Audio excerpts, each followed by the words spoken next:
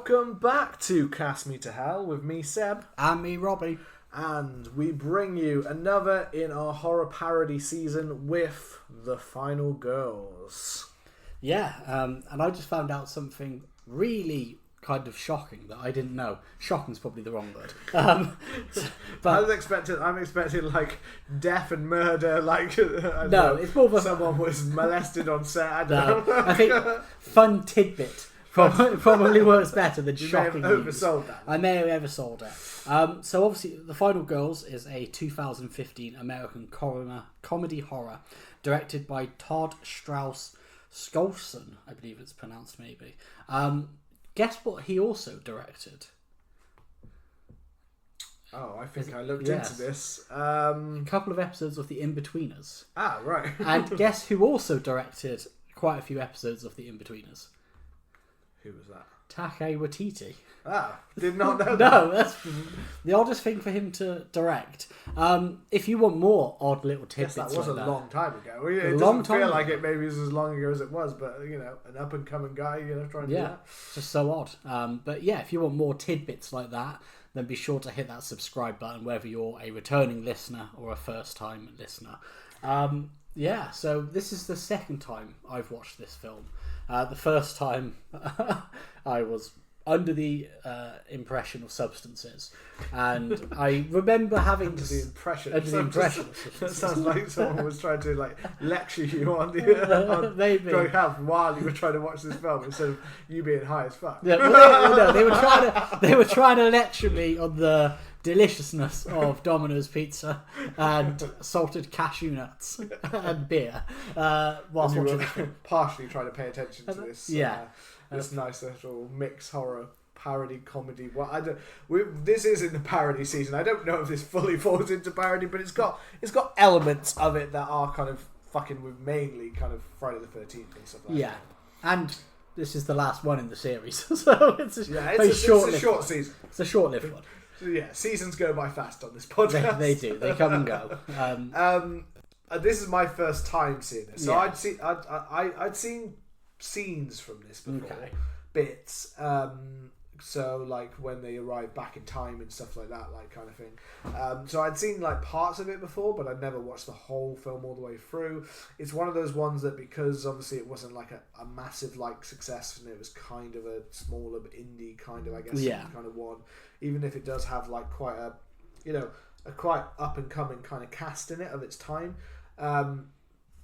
It was one of those ones that was always just on like, I don't know, like the horror channel or like on some streamer like Tubi or something where it's free or something like that. So I'd seen it lots of times and considered it, but never decided to actually go for it.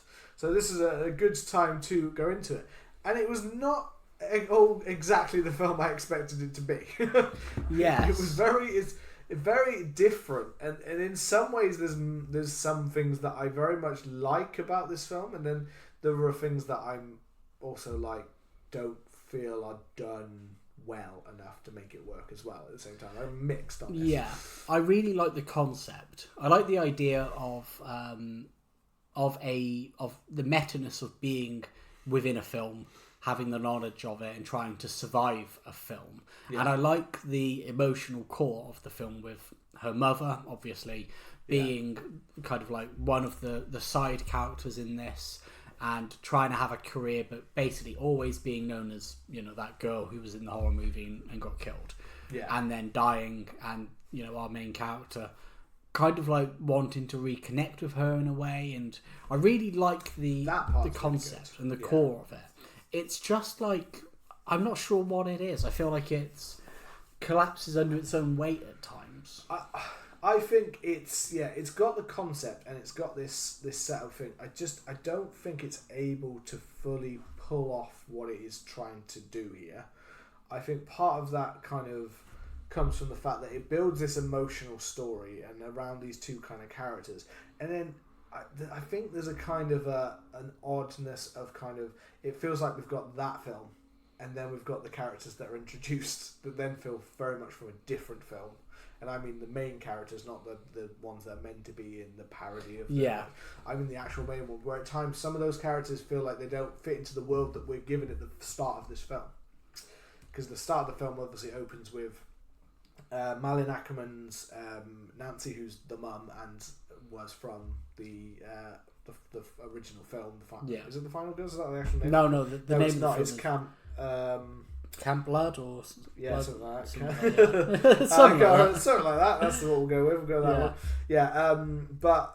And then you've got Tessa Farmiga, who is again, a lot of people would know from either the excellent first season of American Horror Story, or The Nun. She's in a few of those horror things. She's kind of been known in those. But we get this kind of touching kind of. We get, obviously at the very opening, we get a kind of the story of Camp Bloodbath, and we get like the parody, almost trailer of Camp Bloodbath, and we get to see some scenes. So we get to see Malin Ackerman acting, who does a really good job in this film, as both being that one from the leading lady from Camp Bloodbath, and then suddenly the reality of what is it like for someone who was a star of a slasher film, that no one can forget that you're of this big slasher film, but then no one really wants to hire you for anything else. Yeah, it's not like you're Kevin Bacon, who went on to become Hollow Man. You know, you can't quite become the heights of Kevin Bacon. No, you were Shelley. Yeah.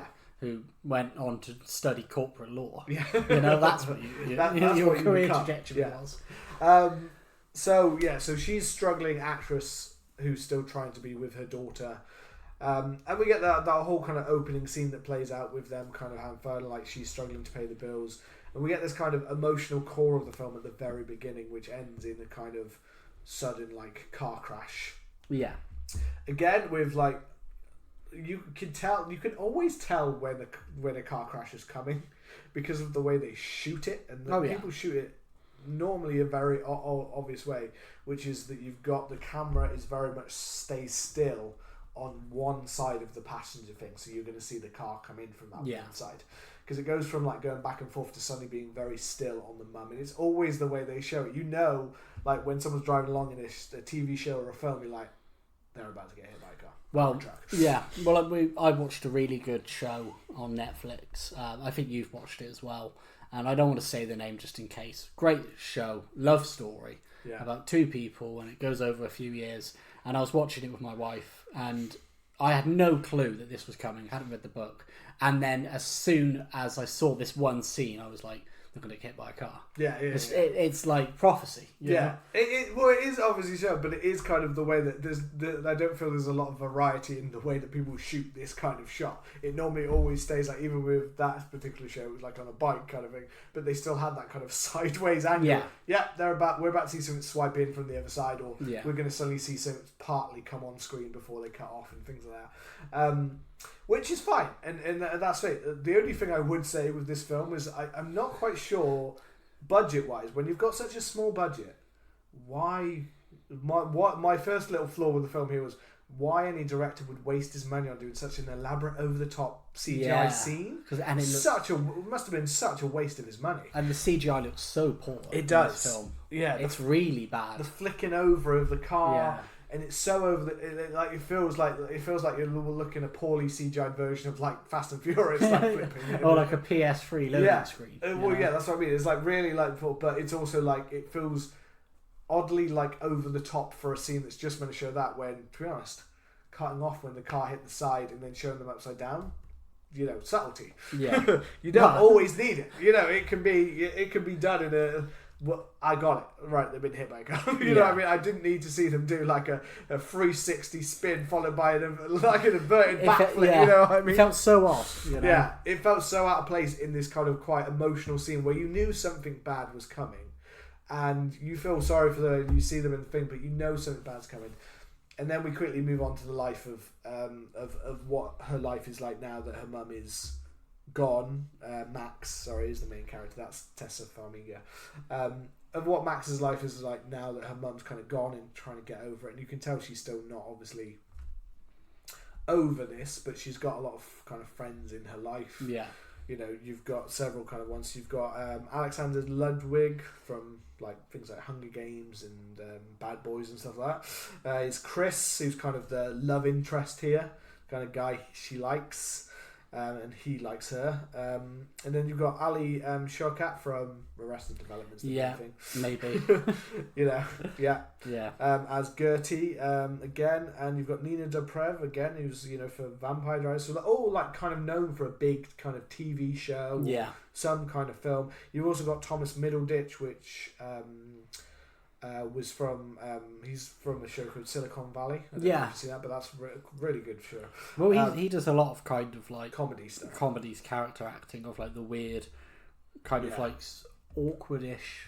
He's also in the one that's like Rick and Morty, but the other Solar Opposites, which is another one. It's like about aliens and stuff like that, but it's made by the same people of Rick and Morty. Oh, okay. Where he voices the characters. Very odd and weird. But yeah, no, he's normally, they're all doing, there's nothing wrong with the cast in this film. The acting is, I didn't really have a problem with. No. It's more just the fact that they don't quite match the kind of, the pace goes off quite a bit, I find, at times, and the other part is the kind of the blending of genres doesn't always work at times, I think, when we've got this emotional current that's meant to be kind of running through it, which I think you've got in here like what could have been like a really good kind of horror film, and then it's odd because then you've also got these parody elements in it, and some of it works and some of it kind of then feels quite like oddly kind of tame with those parts. Yeah, I mean, it is a strangely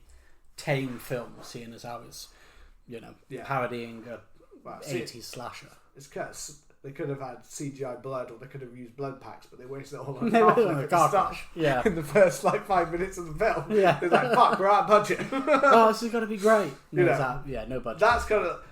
Well, here's the and it's not necessarily that gore has to define these things, but if you're going to do something that's technically meant to be parodying Friday the 13th, then it should be kind of a gore element to it, which I feel was one thing definitely straight away here that I would say once we kick into that bit, and I guess we'll get to that in a minute, but when we kick into that part, I felt was oddly quite bloodless. Yeah. And really odd, some of the ways they show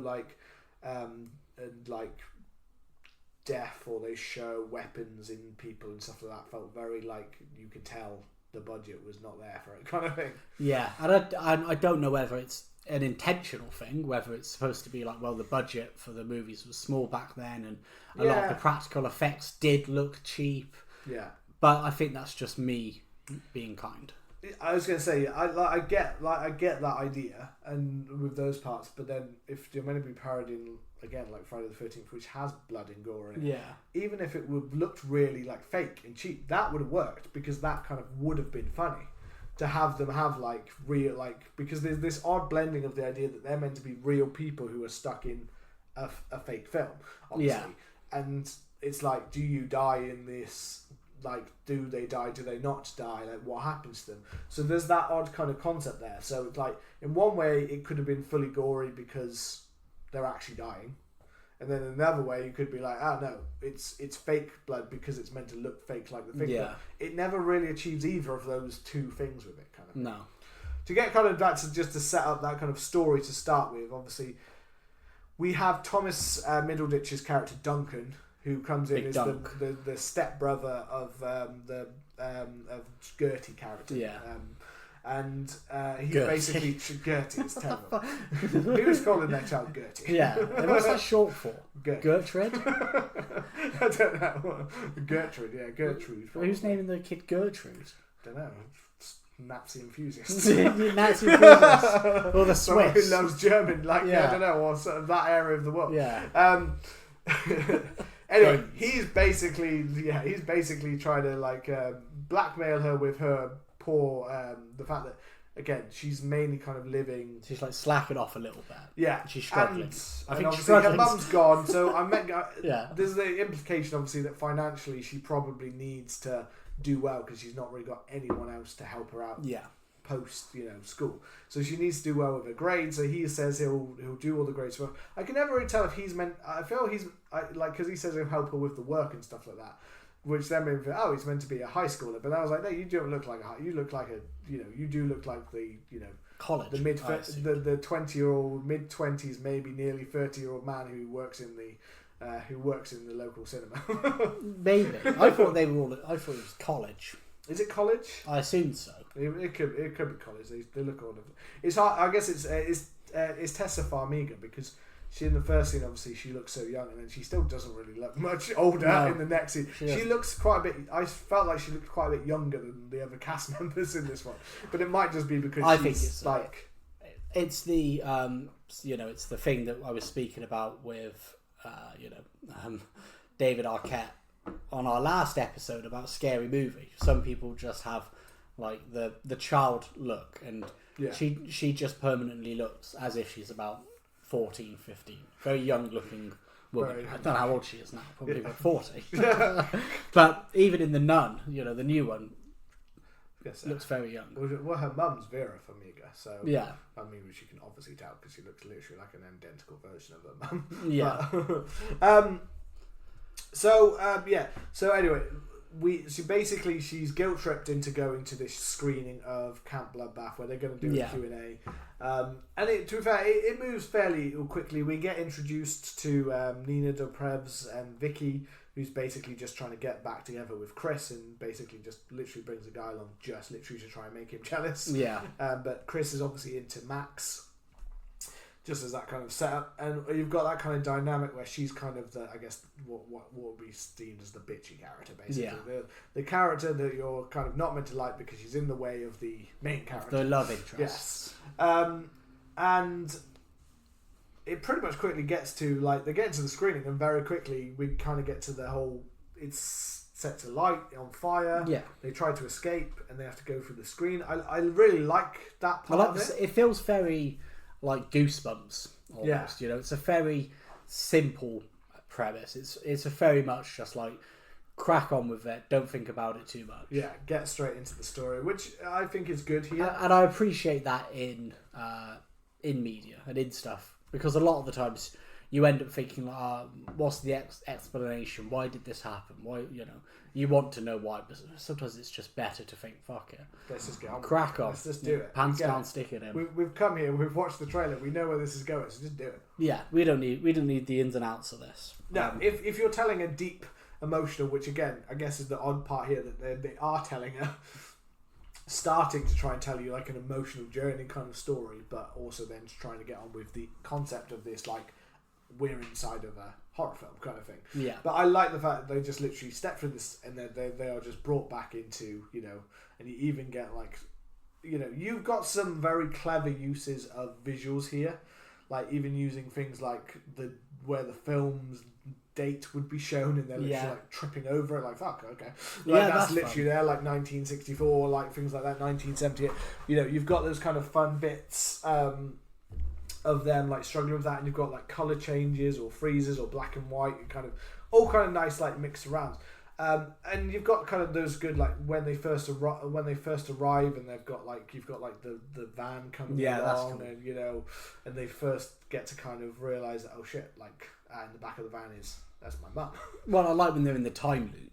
Oh yeah, when they realise that the way to get out is to continue with it and to play the film through. Yeah, exciting, and an interesting story to be told. Yeah, and I like the introduction of the characters that we get.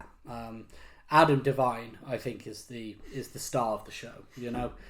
I feel like a lot of the film isn't actually funny. A lot of the comedy in the film falls flat. It does. However, I feel like Adam Devine, I don't know why. I don't know what it is about him. I feel like Adam Devine is a character who is an actor, who I do like, because I watched the show Workaholics that he was in, which is a really fun. If you haven't seen it, it is a really funny show. I think it's on Netflix, but it's a really good. Well, it was for most of the seasons. It kind of ran dry by then, but the only thing I find Adam Devine slightly annoying, because he's literally exactly the same in every single thing he does. Yeah, well, I've never seen him do it, but because this is one of his earlier ones here. And the one thing I do find funny about this is they do skew this one character well, which is the dude who's basically just down to fuck and doesn't really give a shit what he's doing about it. So basically we've got a guy who is a sexual predator.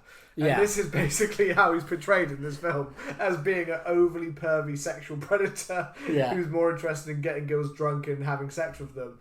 and you're like, and it literally is going on to that commentary of those like Friday the 13th film when you've got that kind of character and you're like, this guy's the fucking, you're like, look at that cool character, and then you're like, oh shit, look at that character. Yeah, you watch it. The two sides of it, like in a horror film in the 80s, this is a fun character. He's cool. In reality, if you were that woman, fucking hell. Yeah, but there's one Friday the 13th, and I think it's the fourth one maybe, or the third one. And there's like some guy, and all I remember is he has like a black shirt on, and he barely has any lines, but he's just like staring at this woman while she's like swimming naked, and like he's like eating an apple or something like that, and you're like, he's the mysterious cool badass. Yeah. And then you watch it when you're like older than 18. And you've spoken to people, and you're like, that's fucking weird. Yeah, what the fuck? Well, half of these people are just creeps. Yeah, that guy is just a creep. And then there's Kristen Glover, just banging. Just straight up, just putting fucking belt to ass. No one was more sexual than Kristen Glover. Yes. No sexual man alive. Yeah, but no, I feel like he's just a fun character in this, you know?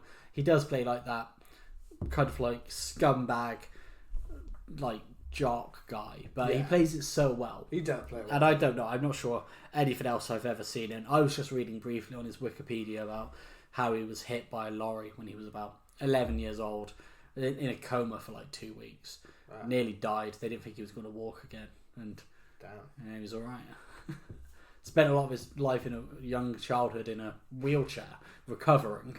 And then he goes on to star in this, and I feel like you're trying to make me feel bad about this. You say that he's always the same. But I'm mainly just going to take that as, so that's why he hasn't got the mental capacity to change his range.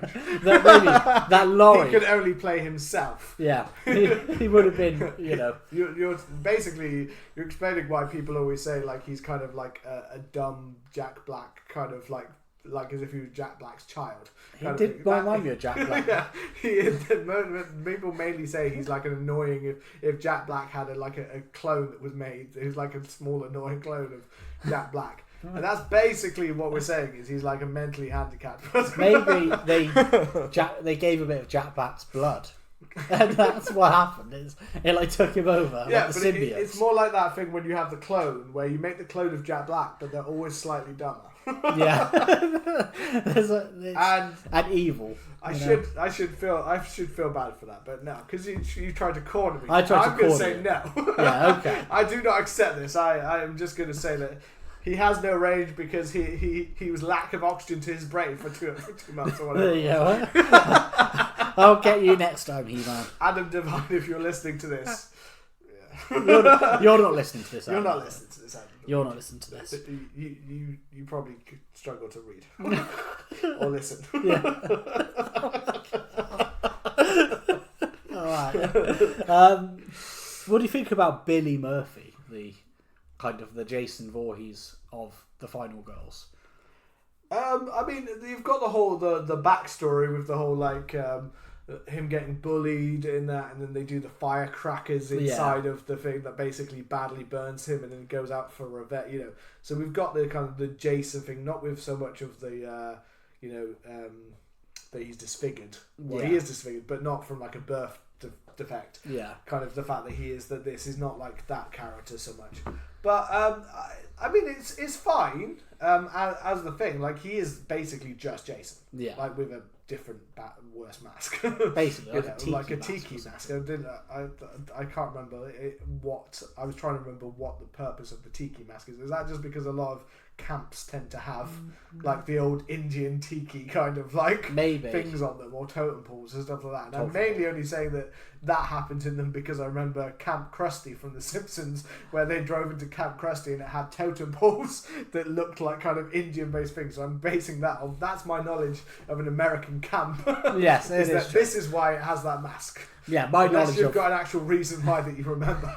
My knowledge of American camps is Friday the 13th. Yeah. Slasher films, you know. That's it. So they never had tikis, as I believe, in Friday the 13th, based on The Simpsons, I'm saying that most cats have a tiki, and we're going to say he has a tiki mask for that reason. Because of The Simpsons. Perfectly logical. There's probably a logical reason that's actually explained in the film, and we both just went, no, I don't know. We're both too foolish and idiotic to have understood. Yes. There you go, Adam Devine. Yeah, you got your revenge. Yeah, you got your revenge on us. But yeah, I like the idea that he can't see them, and he doesn't really know what to do, and Duncan's kind of showing off a bit and saying like, he can't, we're not part of the film, we're not part of this world, so he's not going to bother with us. And then he tries to take a selfie, and then he gets got.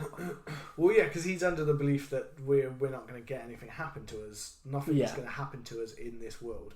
Like, we're not part of the story. They realise that when he appears at first, they're scared, and they're like, he's not doing anything, he's just standing still. Like he's waiting for his scene. Like, he's not in the next scene, so therefore he's just stuck. Like, he's just standing still. But yeah, this was my first thing. Oh, is that it? Like, I thought, I was waiting there the whole time. I was like, he's going to, right? We're meant to be Jason here. So what's he gonna do? He's gonna maybe lop his head off. That's what I was thinking. Or he's gonna grab his head and he's gonna do something like that. I mean, there is the part of this, I guess, where they're trying to play the characters, and they're also trying to. I guess they're not coming in mean-spirited here, so they don't. There's a very much a feeling in this film that they don't really want to kill anyone. They don't actually want to kill them off. They kind of want there to be a nice, like, this is a fun parody of like what it would be like if you were stuck in this film. It's not really about that there. So I get that idea, but then the problem is if you're going to parody a horror where you're stuck in a horror film, it feels like people need to die. And you need some horror. And you need some horror. So many of those things. But this is this may go down. This for me may feel like one of the most lackluster of a death scene that I've ever seen, because the way the blade hits the side of him, I don't know why, it just didn't look real. It looked like someone attaching like those Velcro balls when you throw the ball at each other and it lands on the ball and it kind of just basically just sticks. Yeah. The blade in the side of him just kind of looked like it was just a prop that they just made to stick onto the side of him, because there was no massive major mega blood kind of. I think he spits out some blood like that, but there's no major thing. I know it's all in the shock thing, but everyone knew he was going. It was very obvious that he was going to get something happen to get got. We knew the whole time. We were waiting for it with the selfie and stuff like that. Yeah, but I don't know. Yeah, I just was like, oh, okay, maybe the next one will be more graphic, because that was kind of a lame death to me. Not that he's not dead, obviously. We do find that out later, kind of thing, because it didn't seem like it was enough to fully off him, kind of thing. Yeah. Not saying if you put a machete in my side, I could survive that. I could survive that. I could survive that. But in horror movie logic, in horror movie logic. But there's the thing. I guess we're looking between. He's meant to be in reality, and that's the horror movie, so that could kill him. But he does pop back up later, doesn't he? Yeah. Well, that's it. It kind of feels like we get through a lot of the characters quite quickly, because we're introduced to the final girl of the original film, who I think it's Nancy. No, it's not Nancy, is it? It's Paula, and she's kind of introduced as like a bit of a badass, and she's the one who's ultimately going to kill Billy, because her mum's not the actual final girl. Her mum's more of the want to lose her virginity to die off, basically. Yeah. And she's that character. And I feel like it goes through that kind of really quick. They talk about Billy and how he's like an urban legend, and then they say no, it's actually real. You're in a movie. He's got to come and kill you. Yeah. And then Paula and Kurt drive off, and then Duncan, I'm about to call him Gubbins. Duncan Gubbins steps out and then gets hit. And I kind of swerve and hit the totem pole. Yeah. And I kind of feel like the best character of the film, the funniest one, has been taken out very quickly. I like his is the one of the actual deaths that I actually kind of liked. When he goes through and gets kind of, you see him literally smashing his body kind of fucked up onto the side. Because I guess he's meant to be this kind of asshole character. Like, you've got him as the character kind of even being inappropriate to his very final word before they go into it by making jokes. I can't remember the name. There's a whole. Let's go to a hotel, at the end, isn't there? And let's go to a hotel, maybe see what happens. Spend the time together, and then maybe go to the police tomorrow. Something along those lines. Yeah, and they're obviously like, it's all right. Paul is still alive and then bang, Yeah, it explodes. So there goes your final girl. But yeah, that bit does come around really fast. They get to this kind of point of, oh shit, right. So the who was meant to be the final girl is gone. And obviously, yeah, our funniest character's there.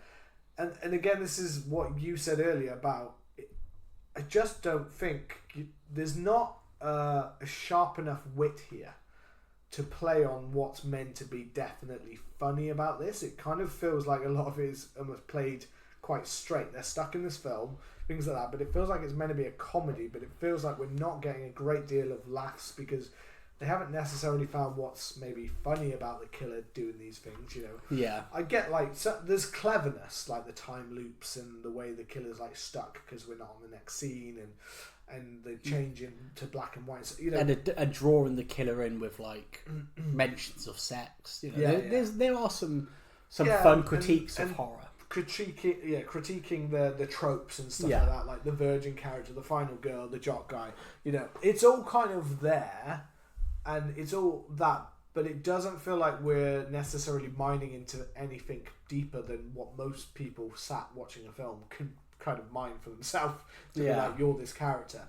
And the only thing it kind of changed, and that's the odd part of the film where it is that line between, are you trying to tell the film where basically it is about the emotional journey of mum and how she's got almost, there's a part of her obviously that hopes that if she can turn her mum into that final girl, it's almost like she could save her mum, or maybe even if we change this, does this change the course of how people would see the film? Does this change? Like, I think there's even the question in there of, would this change outside of this moment? Yeah. Would this change what happened to my mum if she was actually the final girl and not just like the dumb bimbo that gets knocked off kind of thing? You know, that kind of part. And again, so those are really interesting things, but I feel like this has still been packaged and wrapped as if it's meant to be more of a comedy. Yeah. Or more of a parody. But I don't feel like there's enough there to actually like dig into. They haven't found things, or they haven't made enough character stuff. Really, it probably should have focused on that emotional arc more and tried maybe like some of the clever stuff kind of then starts to get a little bit in the way, I think, at times, where it's like, what would it, because the main thing that I can say though is there was definitely parts in this film where I was just kind of like, stuff's happening, but I'm not really yeah. And for me, that happens until they decide that they've got to try and lure Billy Murphy in. Yeah. I feel like after this death with Polar and stuff like that, this is the part where I'm kind of now looking back at the thing, because I generally think my brain might have slightly switched off at this point. And the same. Because I remember all of the bits when they were getting ready and preparing to take out Billy, but a lot of the other stuff I just don't remember there being much there that felt like it was they doing enough to critique or be funny or be they tease a bit between Gertie and I think it's Blake, and then they do the funny bit where they have Vicky or whatever, Nancy, and they make her kind of like wear the life jacket and like mittens on to try and stop her undressing. Like that's funny, but it does feel like there's like a part of it where my brain just kind of like, I lose interest in it for a chunk of the film, and then when they booby trap and you get a bit of like an action, that's when I start to pick up and I start to get a bit more interested. Like there's a bit, I almost feel like, and I've seen this twice, that my mind just can't pick up anything that really happens that's too interesting. Like you get the bit where like Kurt comes into the bedroom and you know the two girls are in there and they're like, no, like we're not, like she can't have sex with you because then she'll die, and you get the bit where Gertie's bonding with the chap, but I feel like you've got her trying to constantly stop her mum from going into her character arc, yeah, basically. Like trying to be like, no, you can't do this, don't do this. But I feel like it's not interesting. No, I feel like I really. I don't know what exactly it was, but I can see we're on the same page here. Is the fact that there was just something kind of bland about it. I don't know. There was just something that wasn't hitting me about it. Where I was really like, okay, when are we getting?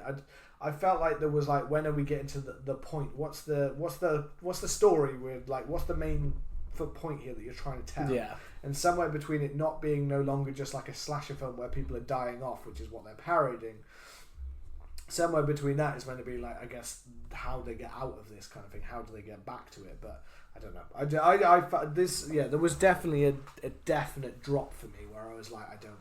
I don't know if I care. Yeah. Well, the booby trapped house scene is good. Yeah. I really like that one. Where they kind of like rig everything up. It's a little bit Home Alone. Yeah. They've got like bear traps. They've got the bow and arrows ready. They've got the antlers to try and trap him. And Tina does her dance, and then he starts to kind of like come out of the foggy. Like some of the shots of the film are quite cool at night. Yeah. When you get like some of it does look like I said, like even like that early part when they went into the screen and had that almost, I don't know. So it's making me think like Spielberg's kind of the light coming through the thing kind of like there are some really good shots in it. It's not that the film generally doesn't look good when it's not trying to use stupid CGI. It does have some really nice kind of shots, and like these parts with all of the setup, and it's almost that some of it is like way too fast. Like when we get to that part when Tina gets the tripwire and gets launched into the bear trap. Like it's like okay, so it's happening. So it's a bit more fun, but the shots are very fast, so they kind of move past things very quickly. Yeah, but you're kind of like, oh shit, okay, what's happened now? Like where are we going next with that? So I like some of those kind of scenes with Billy approaching and the way you get to see it. I mean, it does a mainly good effect of making him a kind of a Jason archetype kind of thing, of like making that effect of him coming and all those like continued parts of the jokes of the striptease, of how to get him close by going out in your bra or just showing your chest and straight away he's like, I'm here. I do like those elements. But the one thing, even like that scene with the bear trap, the tripwire, things like that, is my mind went to, and I think maybe this is what my mind was expecting of this film because of the parts I'd seen of it with like the time loops and the kind of, I guess, comedic, like having a lot of kind of mix of actors but also comedic actors in there as well, thinking that this was going to be more kind of comedy but also more like fucking with you. Like, I guess I wanted that kind of slight blood and gore over the topness because I was thinking of something like Tucker and Dale versus Evil. Yeah. Like that in my mind was kind of a little bit of what, like, where they're doing these things and they're setting up and stupid shit is happening. Like Tucker and Dale versus Evil, like, was a really clever way of like really fucking with the audience and having. Have you seen? Yeah. But it's got a good level of kind of like gore to it. Yeah, as well. Like in Guy that with film, the wood chipper. The wood chipper is like an amazing part when it's just like an accident, things like that. But that's the kind of thing where in that film it uses the kind of the setup that they don't almost realise that they're in what would be like a horror film to make it suddenly that a horror film happens around them. And here it feels like that horror element, although it's there in terms of like maybe the suspense of him appearing when they lure him kind of thing, that main horror element of like, I feel like these kind of comedies leaning into gore as their bread and butter of what makes it kind of like, holy shit, that wasn't meant to go like that, was it? And a lot of these shots, like I said, are too fast that you don't get to dwell on that gore, and it kind of lowers that kind of horror element of it, like, and makes it that kind of mix of like good and bad. Yeah, that's how it feels. It's a very mixed film. Like, I didn't realise that Blake gets killed in that scene. I had to rewind that because I looked away, when they finally get Billy like pinned against the antlers, and then I think Blake goes over to have a look at him, and then he stabs him. Oh yeah. And then he drops to the floor. I was like, I think I looked away for a second, and the he guy's was on the gone. floor, and I was like, oh, what the hell? Rewind it and have a look. It did feel like there's none of those longed out, because even when you've got Gertie and Vicky, when they're fighting in the kind of the house when it's going up and she gets stabbed through the bookcase, when we get to that kind of part of the film, there's no like sudden like they're trapped, like Billy's gonna massacre them or kill them, it's all kind of, again, like, I would say we're going to stay here, we're going to try and trap him, and we're going to try and blow this place up, kind of thing, and that will hopefully end this kind of thing.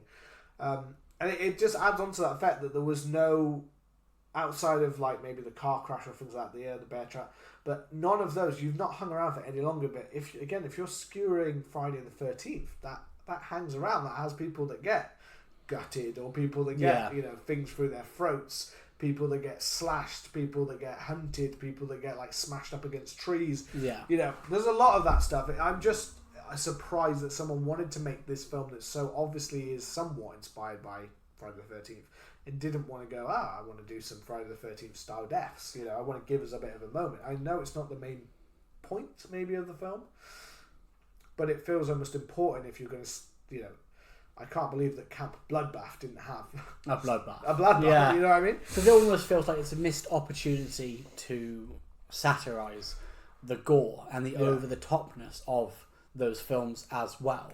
Because they're meant to be real people stuck into a horror film. Surely a lot of the comedy does somewhat come from the fact that, holy fuck, like someone's head has just been obliterated, or holy fuck, they're covered in blood, or, that is, and I know maybe that's easy comedy or easy laughs or things like that, but they're not coming up with intellectual, like, in-depth kind of jokes here to make us be any more funny than what a kind of someone getting splattered in blood would be, and being like, fuck, oh my god, he's gone, like, kind of thing. Because again, we then kind of after that, but obviously because we've got Gertie and Vicky, they get killed when they're trapped under the bookshelf. Yeah, but while they're trying to set up the trap to burn him, so because it's Vicky who actually pulls it down. Like, I mean, that's part of her, I guess, character is that before she's being very selfish about herself, and now she actually literally is willing to let herself burn so that the others can get out, kind of thing. But Gertie as well. Gertie. But Gertie's already been stabbed, so she's like, well, you're coming with me. You're coming with me. You don't matter. Well, they kind of agree together in a nice moment of being like, oh, actually, we can do this for our best friend. And then you've got Chris and Max, but Chris has already been stabbed. Yeah. So he's already like kind of not in the best. Oh no, sorry, he hasn't been stabbed. No, he gets stabbed when they go. He gets stabbed, but again, this is how quick some of this really happens. Though. It does happen quick, really fast, doesn't it? Like you've literally gone from like Tina's this, and like we're saying, like there's a lull, but it's weird because it feels like it goes kind of slowly and then really quickly has to pick up speed. So that this whole like event of like flashing, him coming to thing, it feels like it goes really fast because before you know it, he's back out there. And he manages to, catch Chris and gets a kind of into him, doesn't it? While they're trying to fight him away, get rid of him. I like how they phase into the flashback. Yeah, I think that's a really cool idea. Oh yeah, they use it as a tool to actually help them survive as well. Yeah, like, I think that's clever.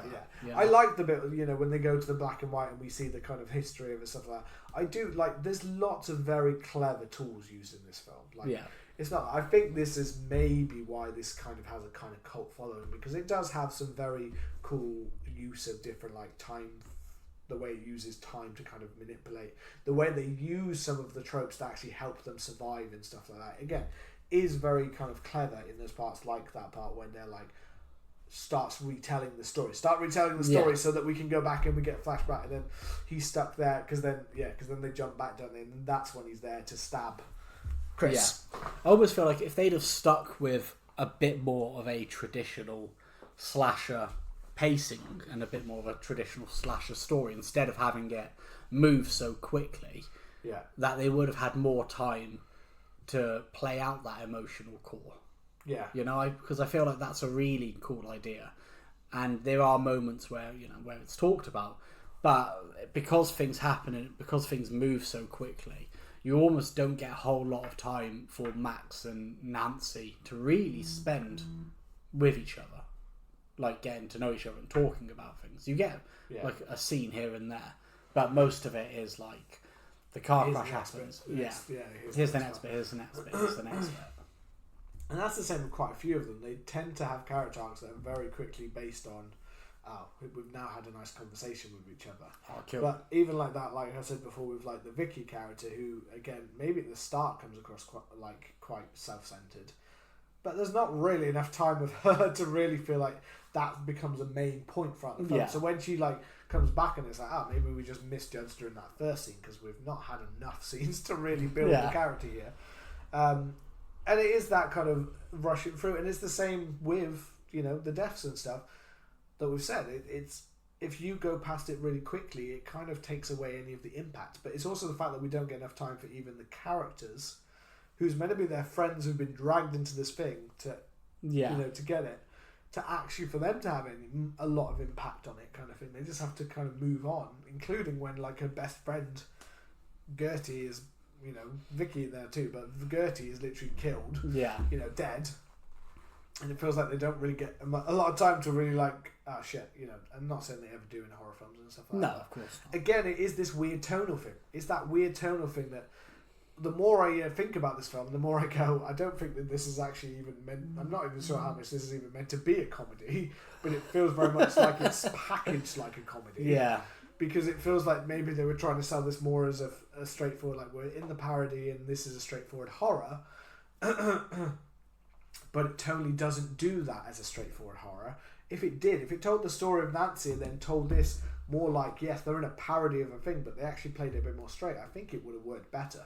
But I think it's because at times they try to add in these odd kind of funny tonal parts or these odd like, oh, look at this trope, that actually at times I think hurts the film, not helps. It's a bit messy, isn't it? Yeah. There's a tonal problem here.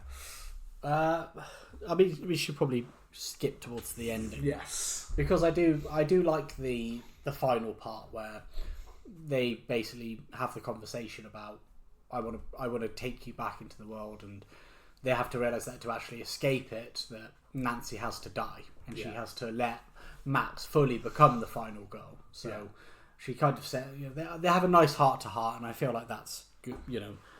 Yeah, no, I really like that part where it plays that, and we've got the and Betty Davis eyes. Betty Davis eyes. I feel like it's good. I like the use of that. I like this is what I mean. Like these like emotional almost beginning and ends are beginning and ends that are very quite powerful. Yeah. Minus CGI car. Yeah. But yeah, sadly packaged with stuff that's just not worked quite as well in the middle of it all. But there's a really like there's a really good horror film or a good impactful kind of film that's hiding in the middle of what kind of sadly gets muddied, I think, in between. Because I thought, yeah, this scene's great with Mark Ackerman going out with opening her top and dancing around to the song. Yeah. As she's going out there with the knowledge that she's going to die and that she's just got to watch her mum die and again and having that link back, and that's really good. That's almost to my eyes like one of the more saving graces of the film outside of some of the clever uses of time jump stuff like that. And it's also shot really well. You know, I like this kind of like midnight field, the fog, the pit, the purple sky on the horizon. Yeah, it looks really nice. But it's just so oddly serious in comparison to the quite unserious parts of the film, where you've got this odd kind of 80s kind of little like camp film going on at the same time as this kind of serious moment. Because all of it, like both actresses are doing excellent in this scene, watching her when she has to watch her mum die, all the way up to the point when she's like, right now I'm the final girl, now I've got to go and kill, you know, and gets a bit and goes out to fight him. And I liked that part as well when they go out to battle and basically like for a fight to end this kind of thing. Yeah. To bring it to a close. The CGI slide on the knees. Yeah. Like Dwayne Johnson, you know. I'm sure he's probably done that in a film. But yeah, like with those parts, they're really well done. Like right there, like decapitating him, you know, and obviously we get a kind of nice like where Chris is not gone and kind of here I am, and then you get the kind of twist ending of like actually we're stuck in the sequel. We get the credits in the sky, which I think is a really nice touch. Yeah, I like a lot of those like little touches of like the dates, the credits, the title, stuff like that, where they've literally appears in front of them like holy shit, like what's happening there? Yeah, it's fun. And then I like the sequel as well. You know, I like where she wakes up in hospital, she's reunited. Everyone's alive again. Everyone's alive again. Like it's Jumanji or something. Yeah. and then Billy kind of crashes through. Yeah, I like that, you know. Yeah, I like that's what I mean. And then Cruel Summer starts. I like it, but again, that's a clever use of the ideas of it, like some of these things, like the time jumps and the black and white, and the credits and all those kind of bits. Like, those are really clever parts, and this is a clever way of being like, oh shit, now they're going to have to survive the other one. But it is the actual horror part, the actual, like, telling a horror story, a survival story, which I think is the main part that sadly falls flat here. I think that's the part that, like, sadly, it is like, it's like you've got really good, like, beginning and ending. You've got some clever bits that are between, but sadly, like, you ain't got that Oreo filling. Yeah. Like, there's not enough of it. Like, there's not enough to be there. Like, you're like, oh shit, like, this isn't great. Yeah, I agree. I feel like I like the opening. I like the idea and the concept and the emotional core throughout it. Yeah. But it gets so bogged down in the middle that I phase out from, you know, kind of being into it. I lose interest in it quite quickly. Yeah. It kind of parodies a slasher film, but very quickly decides to kind of step into its own thing when they try and survive and they try and trap him. Yeah. I feel like there needs to be something more in there. Yeah. I feel like with Kurt and Paula's death, it's very... It throws a throws a spanner in the works. It speeds through that bit as well, Yeah. doesn't it? Like, Kurt and Paula being gone very early, and then it kind of feels for a minute like it doesn't quite know what to do, and then goes to the obvious, I guess we're going to get him and trap him and, you know, that kind of part. But I still think I still think if you're going to make this kind of film, the main thing is, I think the horror should be good. And I'm not saying there's not some good shots and maybe some kind of suspense, but not a great amount of it. No. It's main, you know, and that's the problem. If you're going to parody a horror film, I still think you need to be respectful of the fact that it should be a horror film, and therefore it should have had some level of scare, gore, you know, the things that make you feel a full on, like, this is going to go down. We've got some real stakes here. And there is a part when it gets so silly and so quick that it starts to lose its stakes, and you don't really care what happens to the characters, I think. Oh yeah, outside of Max and maybe Nancy, of that part, like, that part works because we've had enough build up. But a lot of them are just like, oh, I don't really care that much. Well, I also find that a lot of them aren't really that funny. No, like, they're not really that developed. No. Well, like, Max isn't going to be funny. Max and Nancy, they have their own kind of relationship. You're not really expecting that to be too comedic, but Alexander Ludwig, I don't really think he does much. No. Gertie, like, I feel like doesn't have a whole lot to do. No. Given the actress, I feel like there's something there. Duncan, understandably, doesn't have as much screen time because he is like he's the Randy. He's in the know. But I just feel like even the council's not much. You take out Duncan and you take out again, like with the Paula and Kurt. You take those characters out. It's odd that they take possibly the more comedic characters out very early. Yeah, and then it's like, and so now we've just got a normal cast of teen actors, who are now just trying to survive in a horror film. But the early parts of some kind of comedy seem to have drifted away now, which is weird because Ali Shawkat. Oh yeah, she's a really good. She can do comedy, yeah. You know. So, but I feel like she doesn't really get a whole lot to do here. They like very much tease that she shouldn't have sex with that one guy. Oh yeah. You know, and they bond over like pins and badges until he gets his head. Until he gets stopped. He just gets stabbed. Stopped? Oh yeah. He gets stabbed. But it feels like she doesn't have a whole lot to do. Like this, I'm trying to think of the scenes that she has, and she doesn't. See, that was my expectation, because that showed a shot where it shows his head. Yeah. And that's because all I was thinking was, he's about to take his head off, because that's clearly what this shot shows. Yeah. And then they just stabbed him. Yeah. And I was just like, what the fuck? Like, why? Lackluster. Like, why are you not like again, don't waste all your budget on a CGI flipping car. Yeah. Especially unless it was like Optimus Prime. You know? You just have Optimus Prime for like 14 seconds. Worth it. Worth it. He That's just just appear. Autobots, I'm sending out a message. Never happens. Just to tie it into the Transformers universe. Yeah, you know? so we can say that this is it. It's okay. Yeah, this is part of it. Overall, I mean, I kind of feel like it's not a terrible film. I just feel like it's a bit messy. It's a bit unfocused. I can see why people would like it. I just don't feel like maybe I don't vibe with the comedy, you know. And if I can excuse there not being lots of like gore if it's a very funny film. But I don't think if it's got a real keen eye on what's working, what is or why these tropes might be funny, because it's that kind of thing. That's almost like what we're doing with the scary movie ones. It's the thing between, you've either got a funny joke or a funny like keen eye on what makes this event funny, and therefore you can make a joke or a background scene that makes it funny, or you can do slapstick, which in this case is like the gore. Like slapstick would be the gore. So you could have the gore, which I said could be, some people might see as maybe like an easy dumb humor kind of thing, but I still think it would add an element here with the kind of tropes that they're kind of skewing here. But there's just not they've come up with a clever kind of concept, I think, an idea, but they haven't really honed exactly like what is the kind of the point they're trying to make, or what is the what are they trying to get out of this idea of this thing, which is, they do have that point again with the emotional journey of the mum. And that kind of part of how that affects the world and how that changed their life and stuff like that, and trying to change a character to be something that's different so it can change like things.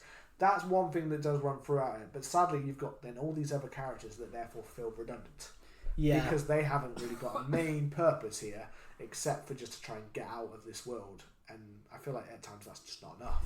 And I also feel like there's so many other tropes that you can do in slasher films, like going off on your own, drinking, smoking, other stuff, that you don't just have to focus on not having sex. That is one odd thing actually. You say it like that, I remember being like, okay, they've introduced the sex thing. When's the booze coming in? When's the character going off on their own? When's the power cutting out? When all of these things that we're used to seeing being kind of satirized and being made to look funny, where's this happening? But instead it's like, don't fuck. Or even when it does happen, it just kind of goes by. So like you've got the black guy and the girl in the forest at one point. It's like that, which is then like teased earlier, like in the trailer and stuff like that. And then when they get to it, it's pretty much nothing more than just they're stood there and then they get killed, just like a standard slasher film. There's no joke. There's no real comedic part to it. I don't remember. It just felt like, oh, he's dead, and now you're getting strangled, and that's it. That's all it was. I was like, where was the kind of the playing out of that? I think they're just hiding and watching it. So I guess it's just that they're seeing the scene play out. So I get that. But again, what you're basically saying is there wasn't enough of those bits. There wasn't enough of that. Like, it does mainly get bogged down in the fact that Mum was the one that's the virgin character that has sex. So it's all about then, let's stop Mum from having sex, basically. It's very weird. As you often do. Your dad hates you for that. You're always stopping him. It's like a reverse Back to the Future, Like, somebody's actively trying to get the dad to pipe their mum and not pipe their mum. Whereas this one, you're trying to cock block your mum, Except in that one, it's the son who's trying to pipe the mum. It's the son who's trying to doesn't realise, shit, I'm not meant to pipe my mum. I'm not meant to pipe my mum. Lesser, don't pipe your mum. Pipe my mum. I want to pipe my mum. That's the message of that film. I generally, there are parts of it that I enjoyed, and I liked the concept and stuff like that. I think tonally, I just don't think it's well executed at times. No. I think sadly there is a lot of ideas that I think could have been honed in that are left on the table. I think there's sadly poor use of CGI, which mainly didn't even need to be used. No. And there's a really lovely emotional core through this film that sadly feels kind of wasted in what becomes the rest of the film for me at times. And I just generally wished it was a bit more honed on the actual horror element of it. Same, truthfully. I mean, I think you've captured how I feel about it. And on a second viewing, I have very much the same thoughts as I did when I first watched it. And I don't know, I don't think it's a bad film. I think there is an audience for it out there. But I don't know if it's one I'm going to be particularly in a rush to watch again. No, I don't. Yeah, it's not really for me. I really like the cast. I think they're all doing the best they can with what they've got, kind of thing. But I don't. For me, it's not going to be like a cult kind of. Oh yeah, I'm really going to enjoy revisiting this all the time. Yeah. I just don't think, even with the cool concept, there are other films and other things that have done very similar things, and I think better. Yeah. Well, that is our kind of thoughts on The Final Girls. If you have watched the film and you are a fan of it, come let us know what you like about it. If not, if you're not a fan, let us know why it didn't click with you. You can find us on Twitter and Instagram at CMTH Podcast. Remember to hit that subscribe button. We've got plenty of good seasons coming up for you. Be sure to leave us a lovely review, and we'll see you next week. Play us out, fellas.